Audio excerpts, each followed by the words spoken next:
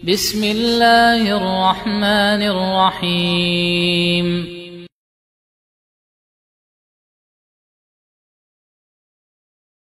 Dosa penyebab siksa kubur yang ke-11 adalah meratapi kematian. Ada orang yang kita cintai mati lalu kita ratapi kematiannya. Ini adalah dosa besar penyebab siksa kubur. Rasulullah SAW bersabda, "Innal mayyita la yu'adzabu bibukai ahlihi alaihi." Sesungguhnya mayit itu diazab karena keluarganya meratapi kematiannya. Hadis sahih diriwayatkan Al-Bukhari dan Muslim dari Ibnu Umar radhiyallahu taala anhuma. Dalam riwayat Muslim juga dari Ibnu Umar radhiyallahu anhuma, al-mayyitu yu'adzabu fi qabrihi bimaniha alaihi. Mayit itu diazab di kuburnya karena dia diratapi. Dan diriwayatkan Al-Bukhari dan Muslim dari Al-Mughirah bin Syu'bah radhiyallahu anhu, Nabi sallallahu alaihi wasallam mengatakan, "Maniha alaihi fa innahu yu'adzabu bimaniha alaihi yaumal qiyamah." Barang siapa yang diratapi kematiannya, maka dia akan diazab disebabkan ratapan itu di hari kiamat. Jadi ini dua hadis, dapat azab kubur dan juga azab di hari kiamat karena dia diratapi kematiannya. Nah jemaah sekalian, apa makna hadis ini? Al-Imam Ibnul Mubarak rahimahullahu ta'ala menjelaskan, "Idza kana yanhahum fi hayatihi fafa'alu syai'an min dzalika ba'da wafatihi lam yakun alaihi syai'un."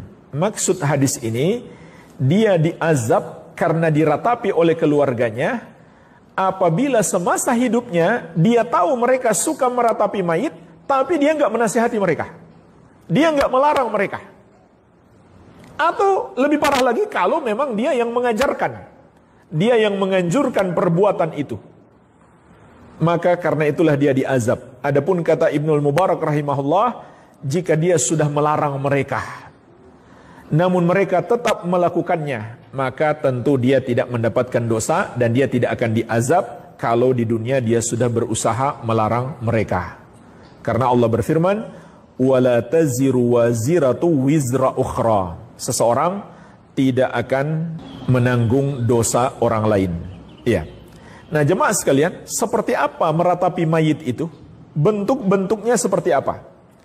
Di antaranya disebutkan dalam riwayat Muslim dari Abu Musa al-Ash'ari radhiyallahu anhu. Beliau mengatakan, "Inna Rasulullah sallallahu alaihi wasallam bari'a minas saliqah wal haliqah wasyaqah."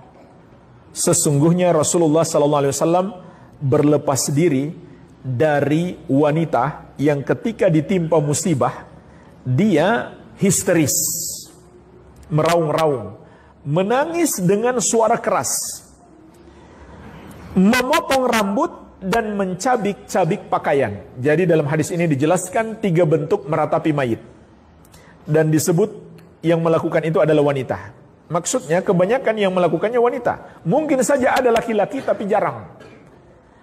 Kebanyakan yang melakukan itu wanita, dan subhanallah sampai hari ini masih seperti itu. Iya kan? Antum sering lihat ada seorang wanita, mungkin anaknya wafat atau saudaranya, ayahnya wafat, dia menangis histeris. Masih terjadi. Makanya Nabi SAW mengingatkan di sini wanita. Tapi ancaman ini juga berlaku bagi laki-laki.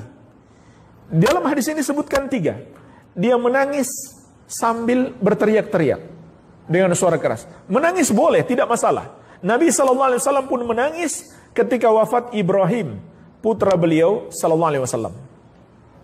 Jadi menangis boleh. Yang terlarang adalah sambil teriak-teriak atau histeris, meraung-raung dengan suara keras. Ini yang pertama. Yang kedua, memotong rambut. Jadi karena ditimpa musibah, karena saking sedihnya atau kecewa, rambutnya pun dia potong karena itu. Maka ini termasuk meratapi mayit. Yang ketiga, mencabik-cabik pakaian. Mencabik-cabik pakaian. Iya.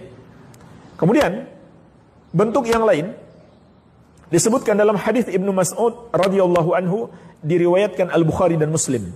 Rasulullah sallallahu alaihi wasallam bersabda, "Laisa minna man latamal khududa wa syaqqal juyuba wa da'a bid'awal jahiliyah."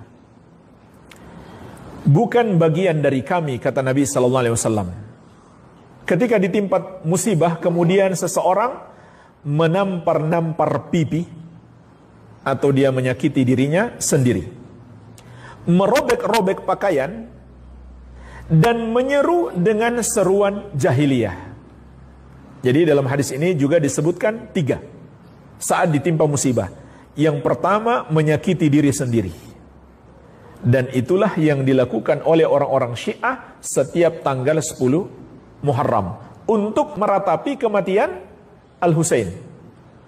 Orang-orang Syiah setiap tanggal 10 Muharram mereka buat ritual menyakiti diri sendiri untuk meratapi kematian Al-Husain. Padahal yang diperintahkan kepada kita disunahkan untuk berpuasa tanggal 9 dan 10 Muharram, bukan membuat ritual atau perayaan untuk menyakiti diri. Dan sebenarnya yang mereka lakukan itu adalah kepalsuan, sebab mereka penyebab kematian Al-Husain bin Ali bin Abi Thalib radhiyallahu taala anhuma, dan Al-Husain berlepas diri dari perbuatan mereka. Kemudian yang kedua dalam hadis ini, merobek-robek pakaian. Merobek-robek pakaian, sama dengan hadis sebelumnya. Dan yang ketiga, menyeru dengan seruan jahiliyah, yaitu mengucapkan kata-kata yang haram saat ditimpa musibah. Ya, seperti kata-kata yang menunjukkan dia nggak ridho atas takdir yang Allah tetapkan. Iya. Hadis yang lainnya tentang bentuk meratapi mayit diriwayatkan oleh sahabat Jabir bin Abdullah Al-Bajali radhiyallahu anhu, dikeluarkan oleh Imam Ahmad.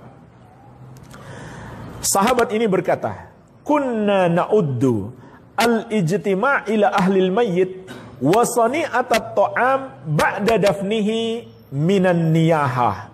Dahulu kami di sini adalah Nabi sallallahu alaihi wasallam dan para sahabat menganggap bahwa berkumpul di rumah keluarga mayit dan membuat makanan setelah dia dikuburkan termasuk meratapi mayit.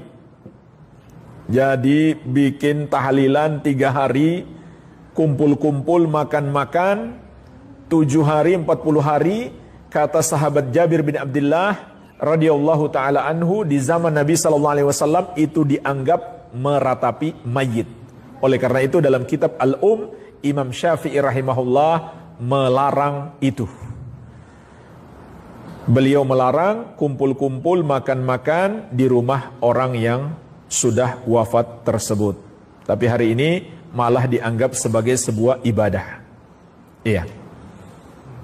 Dan ini memberatkan jemaah sekalian. Orang sudah ditimpa musibah, disuruh bikin acara lagi. Dan semua bid'ah itu memberatkan. Agama ini mudah. Kalau kita tambah-tambahkan, malah memberatkan kita. Bahkan, ada orang saya kenal, dia sampai berhutang. Wafat istrinya, dia lagi kesusahan, lagi sedih, disuruh pinjam uang lagi buat bikin acara tahlilan. Subhanallah. Udah susah ditambah susah. Dan di sebagian daerah itu jadi ajang kesombongan dan ujub dan riak, pamer.